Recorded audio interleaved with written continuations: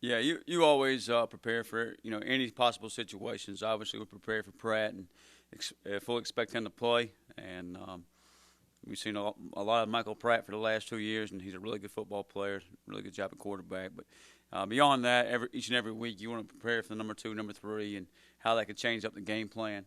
What they might do, what we might do in those situations, how they could variate their offense, and you should get to see that a little bit last week with Houston game.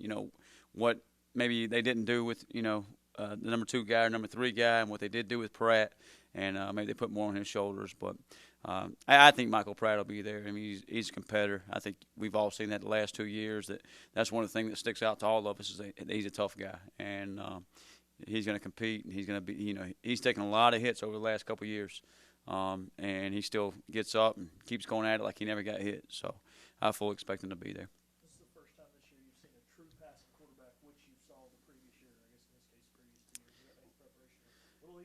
Yeah, I don't know if I would tell the kid at NC State he's not a true passer, but yeah, yeah. When you go back just conference wise in the last couple of games, he's certainly a true passer, and I think he was at the Manning Passing Academy camp, wherever it was this summer with Holton and those guys, and he's a special talent, special arm talent, makes really good decisions, and can throw it down the field, make any throw on the field he wants. They beat Kansas State this year with him. Should have beat Oklahoma last year with him. And beyond that, not just his arm talent. He's a tough kid that they can run the football with. And they quarterback run game. You don't know if they'll limit that, with an injury or not. But I think what he heard us in the past couple of years is he'll pull the ball down, scramble with it, and pick up the first down. And he's certainly capable of doing that.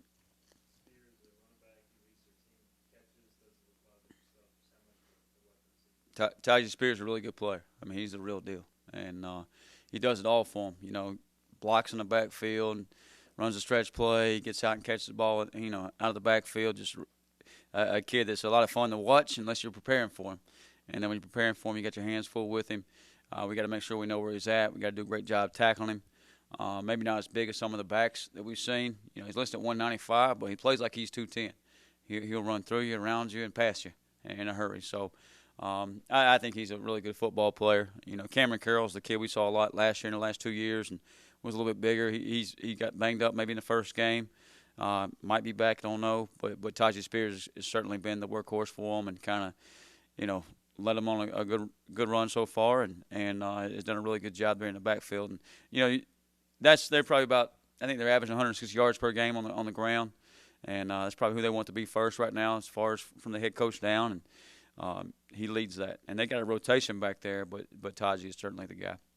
Goal line stands are becoming a commonplace occurrence for this team. Yeah, I got a text about that the other day. I said, the goal line stands awesome, but I wish we could let them down there. But that's a little bit of the mentality. We get backs against the wall, we got to come out and knock it back, and we've done a really good job of just forgetting about the last snap, what happened, how they got down there, whatever the situation was, and bowling our backs a little bit, and guys have just done a good job of competing down there. So it's keeping them out of the end zone, taking pride of it, and I think it's happening 4 or 5 times.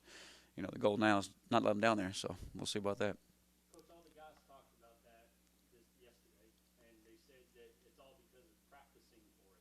Do you do something special that nobody else in the country is doing, or what? No, you practice situations each and every week, whether it be goal line, whether it be red zone, whether it be third down, coming out. You probably try to put them in all the situations they could get in a ball game. And even going back to preseason camp, we practice that against our offense. So, and you change up what you're going to call down there defensively, maybe the mindset defensively of how they play the game. So you put them in those situations so they feel comfortable with it. I think Coach Houston hit the team today is you don't rise to the occasion, you follow to your training, and that's kind of where those guys are. They've trained for those situations, they're prepared for those situations, and they go out and do it. They've done a great job. The players have doing that.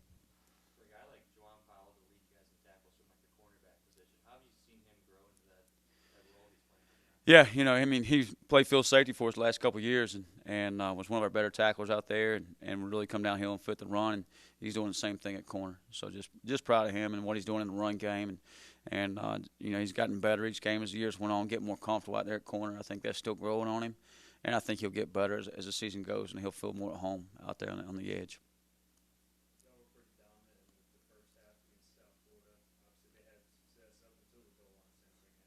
what did you see on film that changed? Yeah, I thought we came out and made some stops in the first half.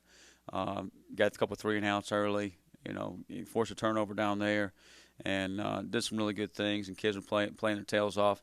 In the second half, you let them get a few big plays on you, and then all of a sudden they're down the field, and you can't give up big plays in this game. I mean, you give up explosives, it puts you behind. It keeps them on pace. They get the momentum.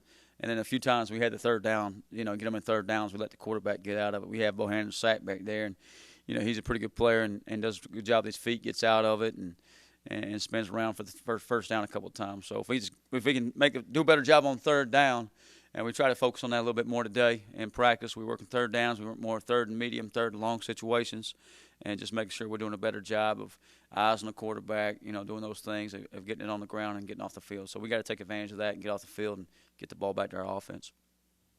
Seems like y'all been close to getting a number of sacks in multiple games this year. And the quarterback, obviously, y'all play local quarterbacks. It's part of it. Yeah. Like, is that something you can practice, or is it just a game? It's tough. It really is. I mean, part of it's credit to Bohannon, the kid from Campbell, the kid from Navy. I mean, 3 athletic quarterbacks right there. So it's credit to those guys. But in practice, you're going against a scout team. And I know we talked about simulating Navy a couple of weeks ago.